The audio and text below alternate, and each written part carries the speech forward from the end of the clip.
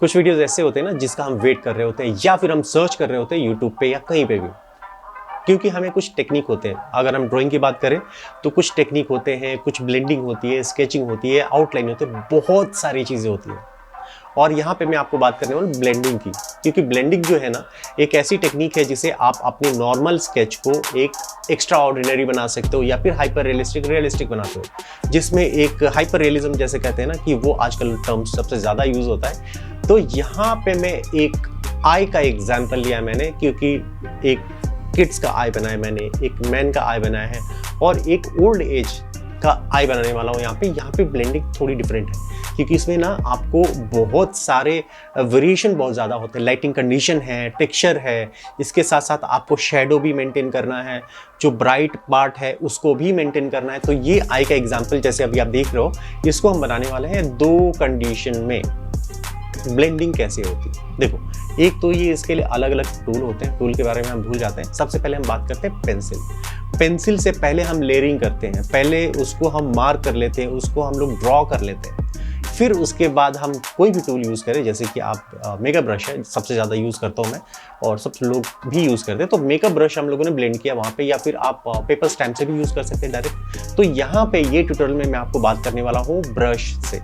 आप painting brush भी use कर सकते हैं, या फिर आप अगर आपके पास अगर मेकअप ब्रश है तो वो यूज़ कर लीजिए, वो ज़्यादा अच्छा है क्योंकि बहुत सॉफ्ट होता है और ब्लेंडिंग भी बहुत अच्छी होती है। तो पहला कंडीशन मैंने आपको बताया कि पेंसिल से हम लोगों ने जहाँ पे डार्क रखना है, जहाँ पे ब्राइट रखना है, अपने अकॉर्डिंग हम लोगों ने उसी प्रेशर से वहाँ पे ड्रॉ कर लिया, फिर बाद में ब्लेंड करते हैं। तो ये पहला कंडीशन हो गया जो हम लोग 90% लोग करते हैं। और दूसरा कंडीशन ये हो गया कि हम आप जो ग्रेफाइट पाउडर होता है उसको हम यूज़ करते हैं। सिर्फ और सिर्फ ग्रेफाइट पाउडर यूज़ करके आप वो जो ब्राइटनेस और जो कॉन्ट्रास्ट होता है ना वो कैसे लेके आ सकते हैं।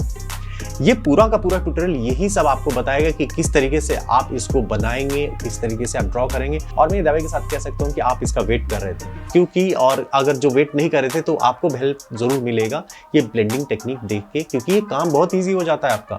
और सबसे बड़ी बात है ना कि लोगों को कन्फ्यूजन होता है कि पेपर कौन सा यूज़ करना है, तो उसके बारे में भी बताऊँगा मैं। 2 पेपर यूज़ करूँगा, एक रफ पेपर और एक थोड़ा प्लेन पेपर यूज़ करूँगा, जिससे कि आप लोग का कन्फ्यूजन हो जाए दूर कि इसमें हमें जो रियलिज्म लेके आना है, ब्लेंडिंग बहुत अच्छी से होनी है, तो कौन सा पेपर ज़्यादा अच्छा होगा, ग्रेनी वाला या फिर थोड़ा स्मूथ हो वो यूज़ करें। और पेपर कौन सा होगा, पेंसिल तो नॉर्मल हम लोग पेंसिल यूज़ करने वाले हैं, आर्ट लाइन की पेंसिल है वो यूज़ करने वाले हैं यहाँ पे, और पाउडर भी उसी पेंसिल का लेने वाले हैं। तो हमें बहुत ज़्यादा एक्सपेंस करने की भी ज़रूरत नहीं है। ये ट्यूटोरियल देखिए यहाँ पे। और सबसे पहले तो हम लोग स्टार्ट करते हैं आई की ड्रॉइंग से। तो चलिए आर्ट मटेरियल के बारे में बात कर लेते हैं। तो पेपर मैंने लिया बहुत ज़्यादा ग्रेनी और ये वाटर कलर में ज़्यादा यूज़ होता है। पेंसिल मैंने लिया आर्ट लाइन का 4B और 6B आप ले सकते हो, मैंने एक ही पेंसिल यूज़ किया 4B। और ये है चारकोल पेंसिल। चारकोल पेंसिल का भी बहुत ज़्यादा यूज़ होने वाला है आगे ट्यूटोरियल में। तो यहाँ पे मैंने लिया है मेकअप ब्रश, जो कि ब्लेंड करने के लिए है, बहुत ज़्यादा यूज़ में आने वाला है। जैसे मैंने आपको बताया था ना कि पेपर कौन सा है, ये मिक्स्ड मीडिया पेपर है और ये बहुत ज़्यादा ग्रेनी है। इसमें एक अच्छा सा इफेक्ट आ सकता है स्किन का, उसके लिए मैंने लिया है। एक पेपर का भी टेस्ट है और हमारे टेक्निक का भी। तो यहाँ पे देख रहे हो कि आई का जो है ऑलरेडी मैं ड्राइंग कर चुका हूँ। मैं कई सारे वेरिएशन मैंने आई के किए हैं, मीन्स कि एक ही आई का है, लेकिन हमें बहुत सारे वेरिएशन में ट्राई करना है। तो ये हमारा आउटलाइन जो है वो हमारा कंप्लीट हो चुका है। 4 वेरिएंट मैंने यहाँ पे ड्रॉ किया है। और यहाँ पे अभी सबसे पहला जो टेक्निक है वो है पेंसिल का, जो कि जनरली हम लोग करते हैं। इसको सबसे पहले जितना डार्कनेस है उसके हिसाब से पेंसिल को हम लोग यूज़ करते हैं और उसका प्रेशर भी हम लोग देते हैं। जितना अब जहाँ पे ब्राइट ज़्यादा है, जहाँ पे डार्कनेस ज़्यादा है, वहाँ पे प्रेशर ज़्यादा रहेगी पेंसिल की। और जैसे जैसे ब्राइट में पार्ट में जाता है तो हम थोड़ा रिलीज़ करेंगे पेंसिल का प्रेशर।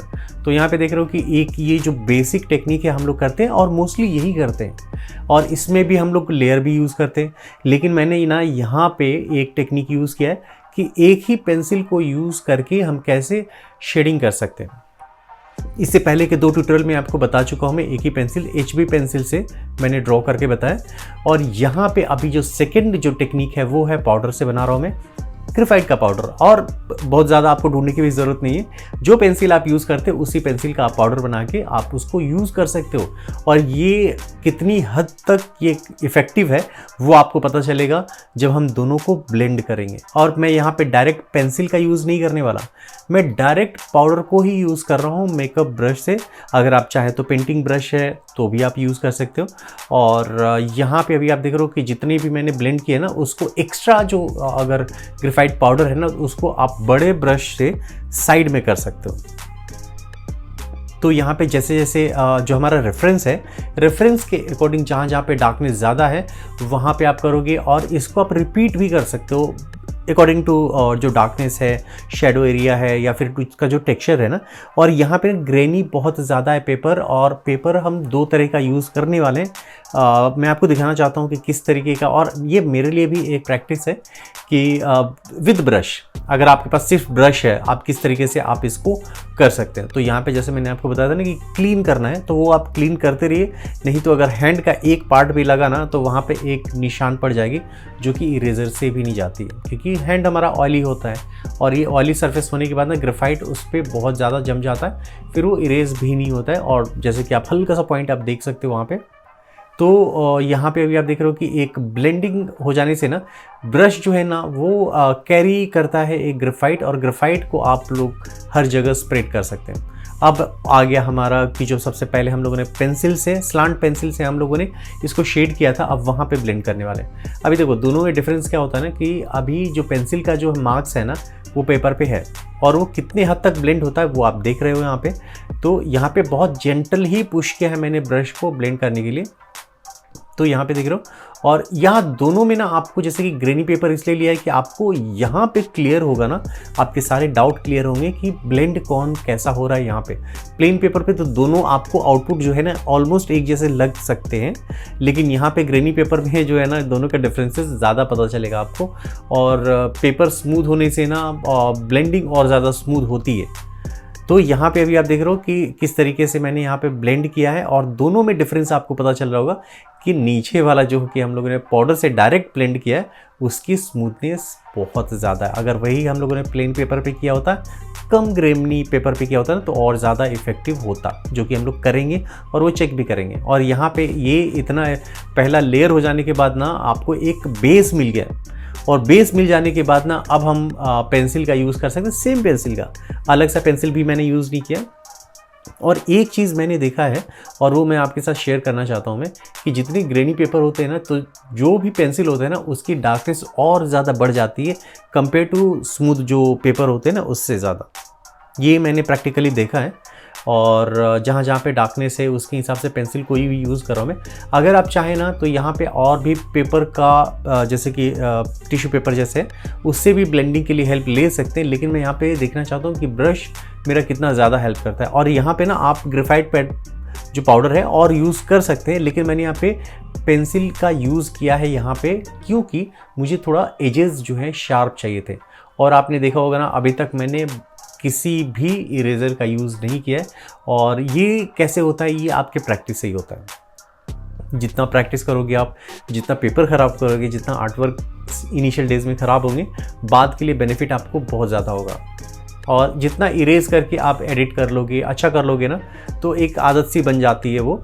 और वो चीज़ों से मैं दूर रहता था और मैं ड्रॉ करता था, और अगर चीज़ें ख़राब हो जाए तो फिर उसके बगल में ही मैं नया स्टार्ट करता था, जिससे कि मुझे पता चले कि कहाँ पे गलत किया था और उसको दोहराना नहीं है। तो यहाँ पे अभी जो डार्कनेस है, जो ब्राइटनेस है, दो जगह एक ही अलग अलग ऑब्जेक्ट है ना, जैसे कि आई के पास आप देख रहे हो, तो उसमें डिफरेंशिएट होना चाहिए। तो वो जो डेप्थ है, कॉन्ट्रास्ट है, उसके लिए ही मैंने ये ट्यूटोरियल बनाया है। और ये जो पार्ट अभी देख रहे हो ना, यहाँ पे एक फास्ट वर्जन है। अगर आप इसको स्लो वर्जन देखना चाहते हो तो आप ले सकते हो यूट्यूब मेंबरशिप प्लान, जो कि 59 रुपीज़ में भी है। और वो ज्वाइन बटन जो है अपीयर हो चुका है, आप वहाँ पे क्लिक करके आप स्लो वर्जन जितने भी वीडियोस हैं उसका बेनिफिट आप ले सकते हो।